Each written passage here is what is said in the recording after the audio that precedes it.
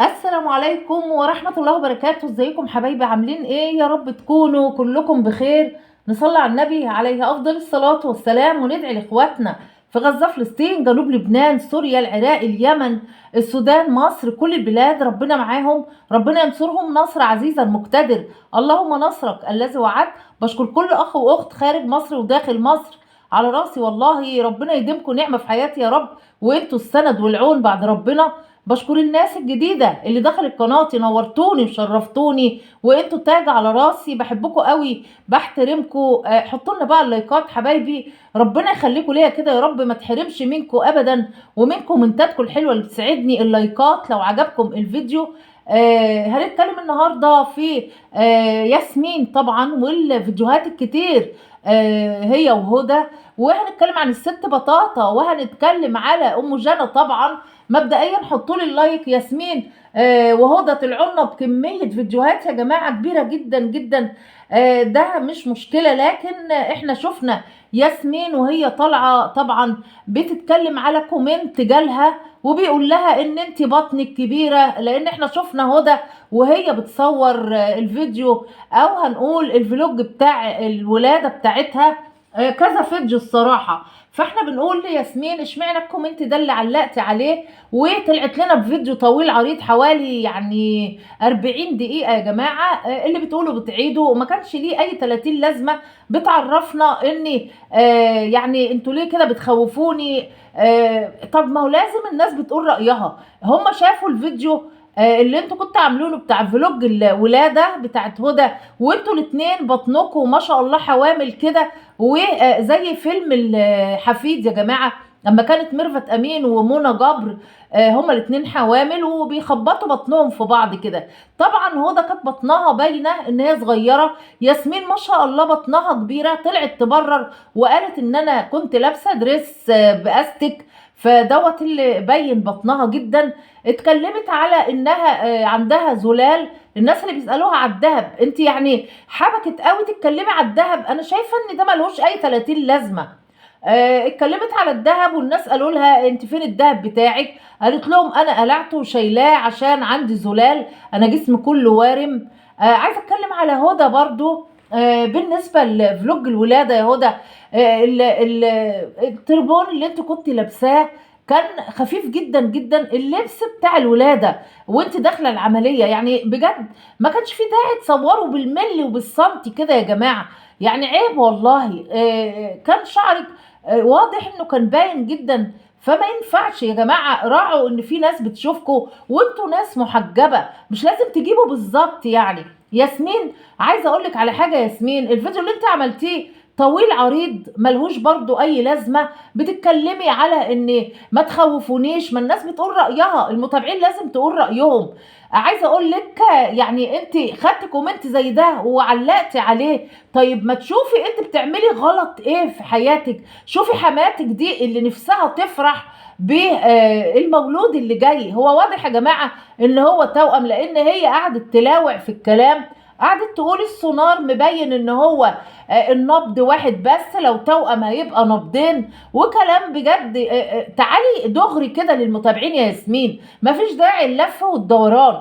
ان جبتي توأم لنفسك، جبتي طفل واحد لنفسك، راعوا بس يا جماعة ان في ناس بتتفرج عليكم مش طايلة ضافر عيل. اخلصي كده وقولي ان انت هتجيبي توأم. قالت في الفيديو بتاعها ان خلاص احنا هنتفاجئ يا جماعة، انا فاضل لي 3 4 ايام واولد، وهنتفاجئ بقى لو جه توأم. يا سلام! يعني انت 9 اشهر حامل، والسونار بين طبعا ان انت جواكي توأم. بتقولي للناس بعد 4 5 ايام هنتفاجئ كلنا لو توأم هنعرف. والله انت بتضحكي على مين يا ياسمين؟ راعي حماتك، روحي او ابعتي لها ابنها ويستسمعها ويبص رجليها قبل ايديها ام ضني، وتيجي تحضر معاكي فلوج الولاده وتشيل احفادها. حرام عليكم، حرمينها من احسن لحظه.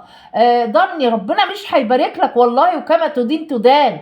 روح لامك وهاتها معاك وتفرح زي ما انتم فرحانين، عشان ربنا يكرمكم في التوأم اللي جاي ده. هو واضح يا جماعه جدا ان هو هيبقى توأم، واضح من كلام ياسمين، بس هم زي ما تقول بيغزوا العين او حاجه زي كده.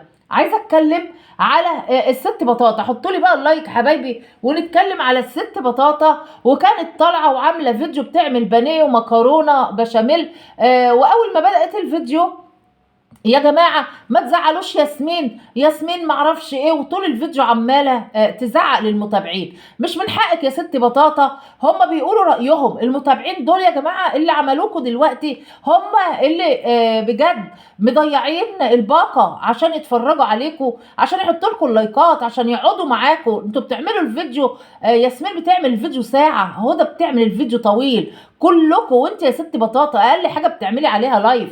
المهم يا جماعه عملت مكرونه بشاميل وبانيه، والناس كتبوا لها في الكومنتات انت مش واخده بالك من ولاد سعاد. المهم قالت لهم يا جماعه انا باكلهم وبديهم مصروف وهم بيروحوا لاهل ابوهم، وواخده بالها من لافا وسليم والكلام ده كله. غرفوا طبعا الاكل، وكانت عامله صينيه لولاد سعاد والصينيه التانيه كبيره ليهم كلهم، وعملوا فرخه الهدى والكلام ده يعني. المهم غرفت لاحمد وغرفت لضني. طيب كان اولى ان انت تقولي كل يا احمد واعمل يا احمد وسوي يا احمد، بدل ما كل حاجه ضني بتدي لياسمين الطبق. لا، ادي الكبير ده، الطبق الكبير ده لضني.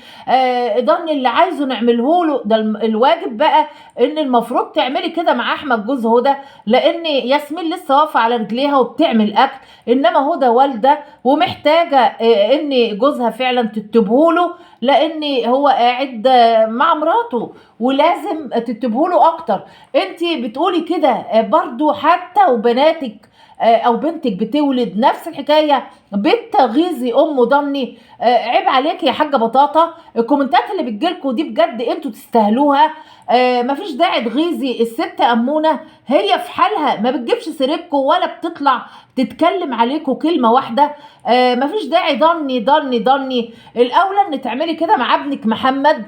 بلاش ضني اللي انت عايزه تفرسي امه، بدل ما تقولي له روح هات امك تحضر الولاده معانا بتاعت ياسمين. ياسمين هتولد بعد 4-5 ايام زي ما قالت في الفيديو. واجب عليكي تقولي له كده، تحنني قلبه على امه. بجد ربنا يعينك يا ضني على اللي انت هتشوفه بعد كده، من ربنا هيحاسبك حساب الملكين.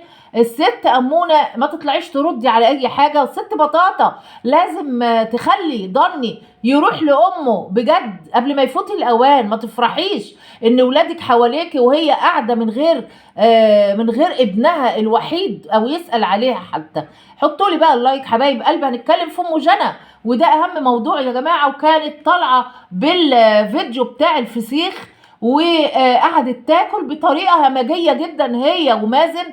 كومنتات طبعا جات لها كتير. هنتكلم بس على الفسيخ. والله على فسيخك يا ام مكه، الله يمسكي بالخير. طب ما هي طلعت خلاص، طلعت من الحبس، اشمعنى دلوقتي بتقولي كده؟ مازن بقى عمال يأمن وراها، امين يا ام جانا، امين يا ام جانا. طب ما الاول كنت بتقول لها لا خلاص، وهي كانت بتقول خلاص ده مشوار ورحناه، احنا ما نعرفش حد، احنا ملناش مش هنروح عند حد تاني، ده كان مشوار وكان بتاع وخلصنا منه. ما كنتش بتجيبي سيره ام مكه. دلوقتي الله يمسكي بالخير، الحمد لله ان انت طلعتي وعماله تجيبي سيرتها. طيب جالها بقى كومنت لمازن وبتقول واحدة يعني بتعاكس مازن. ام جانا عملت نفسها من بنها، ما ردتش ولا اي حاجة. الكومنت ده بتقول له يا مازن انت حلو، انت دمك خفيف، انت لبسك حلو، لا اقعد يا مازن ما تنزلش. طبعا الكومنت ده ست كانت بتعاكس مازن، وقالت له انا بحبك وانت يعني مش هقول برضو ان صاحبة الكومنت، يمكن الله اعلى واعلم مين بالظبط، بس كنت نفسي مجانا بقى ترد على حاجه زي كده، ان واحده بتغازل جوزك كده وانت قاعده. المهم مجانا ردت على كومنت، لما مجانا بتطلع بتقول انا مش محتاجه حاجه، انا مبسوطه، انا معايا. فست بتقول لها انت معاكي لكن كل الفلوس دي لكن بالك مش مرتاح. طبعا ام جنى بتقلد صدفه بالظبط في الشتايم وقله الادب، مسكتها بهدلتها، ويعني فرجت عليها بقول اللايف، يعني عيب يا ام جنى. اشمعنى الكومنت ده اللي انت علقتي عليه ورديتي؟ كان اولى ان انت تردي على الست اللي كانت بتعاكس جوزك وتقول انا بحبك، كنت رديتي عليها بدل ما انت مسكتي الست بهدلتيها. بهدلتيها بصراحه، بمعنى كلمه بهدلتيها.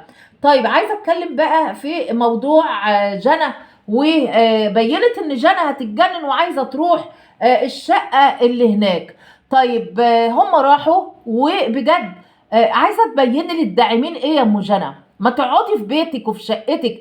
طبعا انت منيماهم على الارض معرفش بالدفايات اللي انت فرشاها دي، وواضح جدا ان المواسير كمان الميه مكتومه فيها. انت اللي قلت كده، والشقه تضرب تقلب. واخده عيالك وعامله حجتك ان جنى هي اللي هتتجنن وعايزه تروح الشقه القديمه. واضح جدا يا جماعه ان ام جنى خلاص قربت تولد، وعايزه تلم بقى المصاريف اللي هتصرفها على المستشفى. كل ما تتكلم تقول يا جماعه انا ما بستناش حاجه من حد، انا معايا ومرتاحه. احنا عارفين ده يا ام جنى. طيب موضوع حكايه الشقه القديمه دي له ده وقته، وعملت حجتك ان جنى ولا هي كانت زعلانه ولا سايبه البيت، ولا هي ولا مازن ولا ريان. ده هم كانوا عاملين بس كده رايحين ينظفوا الشقه عشان احنا هننقل فيها وهننقل حاجات فيها وهتقعدوا فيها. يعني ده كلام مش مقنع ابدا. وبجد انت زي ما قال عادل فتحي استاذنا، قال ان انت ست وعره.